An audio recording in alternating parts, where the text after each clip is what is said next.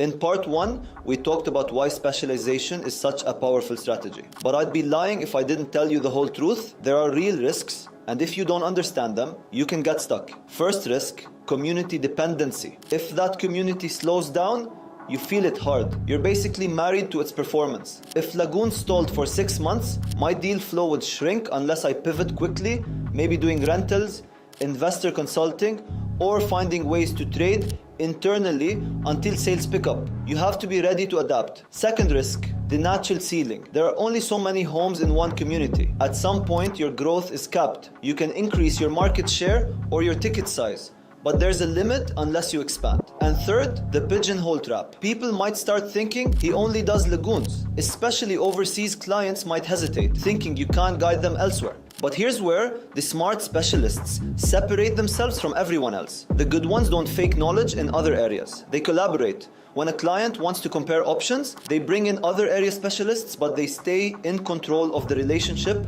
as the trusted advisor. You stay the expert, but you're also the connector. Clients get variety, you keep credibility. Buyers especially love that transparency. Instead of pretending to know every community in Dubai, you say, here's what I know inside out. If you want to see others, I'll bring in someone equally sharp there. That honesty, it actually makes people trust you more. They feel you're advising, not selling.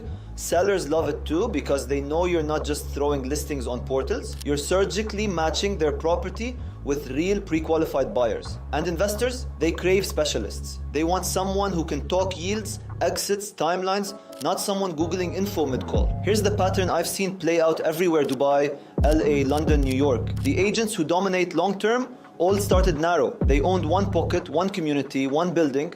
Then they scaled after they had real authority. The only real rule is this: own one market completely before you even think about expanding. Once you've earned the right to branch out, do it strategically. Pick an adjacent area with the same buyer profile or product type so your expertise transfers naturally. That's how you scale without losing your brand. Specialization is a cheat code. It makes you more trusted, more efficient, and more remembered. It's not limiting unless you stop learning or get lazy.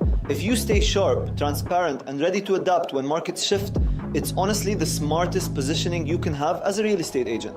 Depth wins every single time.